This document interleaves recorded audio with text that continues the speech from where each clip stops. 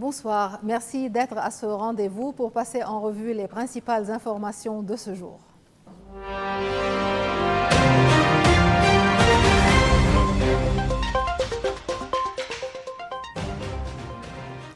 Le président de la République, Joseph Aoun, a exhorté les magistrats à faire preuve d'impartialité et de fermeté dans l'exercice de leurs fonctions, insistant sur l'importance de jugements rendus selon les principes de justice et dans le strict respect de la loi.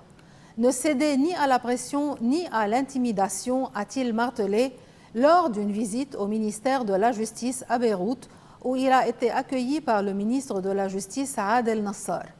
Le chef de l'État a souligné la nécessité de renforcer le pouvoir judiciaire et de le protéger contre toute ingérence politique, alors que le système judiciaire libanais est régulièrement accusé d'être sous influence.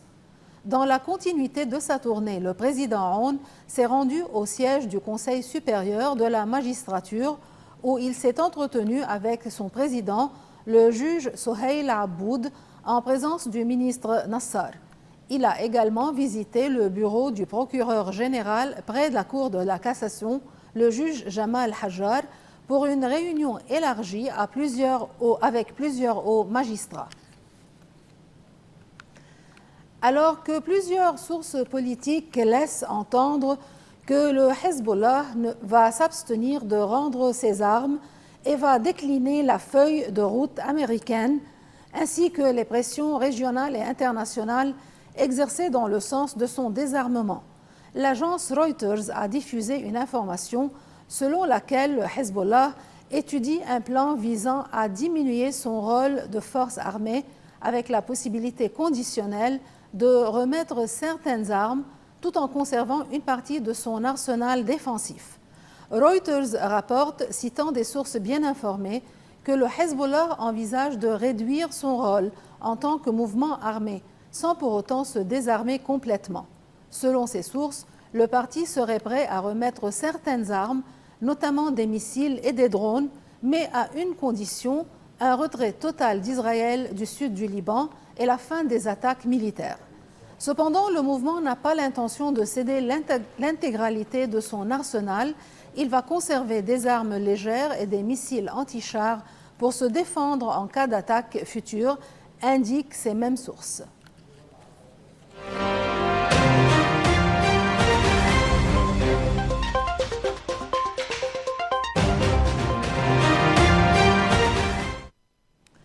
Alors que le Hamas a annoncé consulter les factions palestiniennes sur une proposition de trêve de 60 jours, après 21 mois de guerre dévastatrice, le Premier ministre israélien Benjamin Netanyahou promet de ramener tous les otages. Alors que les négociations s'intensifient en coulisses, les frappes se poursuivent, endeuillant des dizaines de familles palestiniennes. À quelques jours de sa visite à Washington, Netanyahou tente de maintenir une ligne ferme, tandis que les États-Unis insistent pour une trêve humanitaire immédiate. Benjamin Netanyahou s'est rendu au kibboutz de Nir Oz, meurtri par l'attaque du Hamas du 7 octobre 2023. Face aux caméras, le Premier ministre israélien se veut catégorique. Il déclare « Je suis profondément engagé à garantir le retour de tous nos otages sans exception ». Une déclaration lourde de symboles à quelques jours de sa visite à Washington, où il va rencontrer le président américain Donald Trump. Ce dernier presse pour un cessez-le-feu immédiat et affirme qu'Israël est prêt à finaliser une trêve de 60 jours. En effet, Trump a affirmé « Je veux que les habitants de Gaza soient en sécurité. Ils ont vécu l'enfer. » Mais à Gaza, les bombardements continuent. La défense civile fait état de 73 morts ces dernières 24 heures, dont 15 dans une école abritant des familles déplacées. L'armée israélienne, elle, affirme avoir ciblé un haut commandant du Hamas. Mahmoud Bassal de la défense civile de Gaza confirme « Ce sont des femmes et des enfants qui meurent. Et nos équipes ne peuvent pas accéder à certaines zones, les décombres cachent peut-être encore des survivants. » Le système d'aide est lui aussi critiqué. Amnesty International dénonce une gestion militarisée de la distribution humanitaire. L'ONU, elle, refuse de collaborer avec l'organisme mis en place par Israël. En Israël, la pression monte, des proches d'otages réclament un accord immédiat, mais la division règne entre partisans d'une trêve et ceux qui exigent la destruction totale du Hamas. Le ministre de la Sécurité Itamar Ben-Gvir soutient « Si nous ne faisons pas disparaître le Hamas, nos enfants en souffriront ». Depuis le 7 octobre, plus de 57 000 Palestiniens ont été tués selon les chiffres du ministère de la Santé du Hamas, jugés fiables par l'ONU. Alors que le drame continue, le monde attend des actes, pas seulement des promesses. Au Soudan, la guerre fait des ravages jusque dans les champs. Privés d'électricité, d'eau et de ressources de base, les agriculteurs du nord du pays voient leurs terres se transformer en friches. À Tankassi comme ailleurs, le désespoir monte face à l'effondrement d'un pilier vital de l'économie rurale, l'agriculture. Au nord du Soudan, entre les sillons asséchés et les palmiers morts, les agriculteurs assistent impuissants à la disparition de leur culture. À Tankassi, dans l'État du Nord, Hatem Ahmad Abdelhamid cultive la terre depuis 15 ans. Mais aujourd'hui, ses canaux d'irrigation sont à sec. La guerre lui a volé son eau, son électricité et près de 75% de sa récolte. Il raconte « Nous avons tout essayé, mais le diesel est trop cher et sans électricité, plus rien ne pousse. » Comme la majorité des cultures soudanaises, les exploitations de la région dépendent de pompes électriques pour puiser l'eau du Nil. Or, depuis plus de 2 mois, le réseau est à l'arrêt à cause du conflit qui ravage le pays. Depuis avril 2023, la guerre entre l'armée du général Al-Burhan et les paramilitaires des FSR a provoqué l'exode de 13 millions de civils et détruit des infrastructures essentielles. Abdelhalim Zoubeir se plaint. « J'irriguais avec 10 000 livres. Aujourd'hui, il m'en faut 150 000. C'est impossible. » Les agriculteurs manquent de tout. Semences, engrais, carburant. 3 saisons agricoles ont déjà été perdues. La prochaine s'annonce tout aussi catastrophique. La guerre aggrave une crise climatique très profonde. Pour survivre, les déplacés abattent les derniers arbres ou exploitent des zones fragiles. Résultat, les terres se vident et l'érosion progresse. Le Soudan, déjà frappé par la grande sécheresse de 1985, replonge dans une spirale dramatique. L'ONU alerte. Plus de la moitié des Soudanais vivent aujourd'hui en insécurité alimentaire aiguë. Pour ces agriculteurs, nourrir leur famille est devenu un combat quotidien.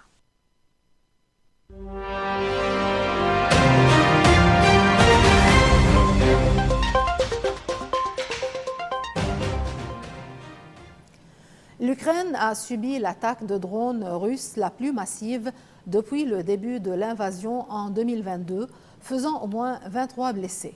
Cette escalade intervient au lendemain d'un échange infructueux entre Vladimir Poutine et Donald Trump, qui admet son impuissance à faire avancer le processus de paix. En effet, Trump reconnaît un échec diplomatique face à Vladimir Poutine. Aucune avancée sur le dossier ukrainien, alors que le front s'embrase de nouveau et que le soutien militaire américain à Kiev marque le pas. Un aveu rare à un moment critique du conflit. Un rare aveu d'impuissance. Donald Trump, connu pour son assurance, reconnaît ne pas avoir avancé d'un pouce sur l'Ukraine après un nouvel échange téléphonique avec Vladimir Poutine. Il confirme « Non, je n'ai fait aucun progrès, je ne suis pas content de la guerre ». Un ton inhabituel alors que le président russe, lui, campe sur ses positions, pas de recul, pas de retrait, mais une disposition apparente à négocier. 6e entretien depuis le retour de Trump à la Maison-Blanche. Il intervient au moment où Washington suspend une partie de son aide militaire à l'Ukraine, un signal préoccupant pour Kiev alors que les forces russes progressent. Pour sa part, le président ukrainien Volodymyr Zelensky déclare « Nous avons besoin de soutien européen accru ». Des doutes planent sur l'engagement américain. La guerre en Ukraine s'inscrit dans une nouvelle phase. D'un côté, des troupes russes qui revendiquent une avancée à Milové dans la région de Kharkiv, de l'autre, une population ukrainienne toujours sous les bombes, 8 morts, une dizaine de blessés à Odessa et Poltava. Et en Russie, des frappes de drones ukrainiens tuent 1 personne et blessent 2 autres à Lipetsk. Pendant ce temps, les discussions s'intensifient dans l'ombre. Poutine mise sur une reconnaissance de ses gains territoriaux. L'Ukraine refuse toute concession et Trump, lui, envisage une nouvelle approche. Une chose est sûre, l'issue diplomatique semble plus lointaine que jamais et le terrain, lui, reste meurtrier. un face-à-face gelé, mais loin d'être figé. En Méditerranée, le réchauffement de la mer bouleverse la vie sous-marine et les habitudes alimentaires. Les poissons emblématiques de la région se font rares, remplacés par des espèces exotiques. Une réalité climatique qui redessine les étals de poissonnerie et les recettes. Sur le vieux port de Marseille, le thermomètre affiche 34 degrés Celsius. Dans la mer, 29 degrés. Un record inquiétant. Et sur les étals des poissonnières, un constat. La dorade, la bonite, la sardine, elles ont presque disparu. Sandrine Di Meglio est poissonnière. Elle raconte « Il fait trop chaud, le poisson part, il n'y en a plus, c'est tout ». À la place, des aloses, des balistes ou même des girelles pans aux couleurs éclatantes venues d'eau plus chaude. La mer Méditerranée se transforme. Daniela Banaru est océanologue. Elle souligne que les poissons froids disparaissent. Les exotiques arrivent. La température moyenne en profondeur a augmenté de 2 degrés en 14 ans. La chaleur modifie tout, les migrations, la reproduction, le plancton, et donc toute la chaîne alimentaire. Même les thons et les cétacés s'approchent des côtes. Le Rhône, lui aussi, joue un rôle. Avec moins d'eau et moins de nutriments à cause de la sécheresse et de l'irrigation agricole, le plancton se fait rare. Résultat, une mer moins nourricière, une pêche plus incertaine. Face à ce bouleversement, certains chefs s'adaptent. À 2 pas du port, Christian Qui réinvente la bouillabaisse.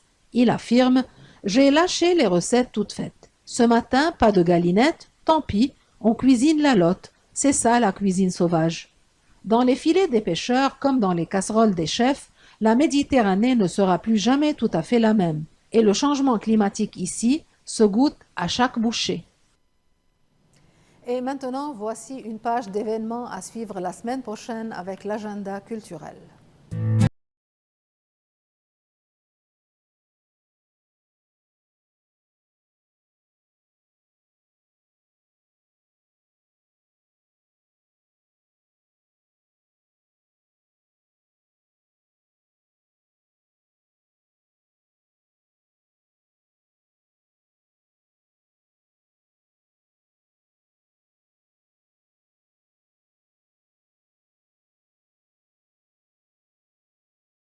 Encore de la culture, mais en Afrique. Dans la brousse ivoirienne, entre Rubino et Abidjan, les caméras tournent à plein régime.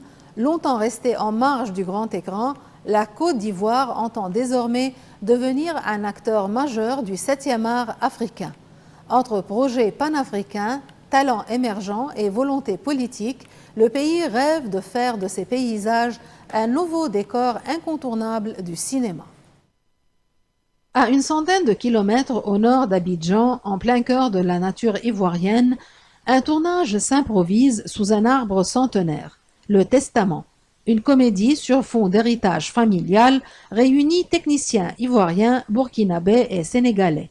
La productrice Chedat Koulibaly affirme « Aujourd'hui, on veut raconter nos vies, nos réalités avec nos propres moyens et les talents sont là. » La Côte d'Ivoire ne cache plus ses ambitions. Devenir une place forte du cinéma africain.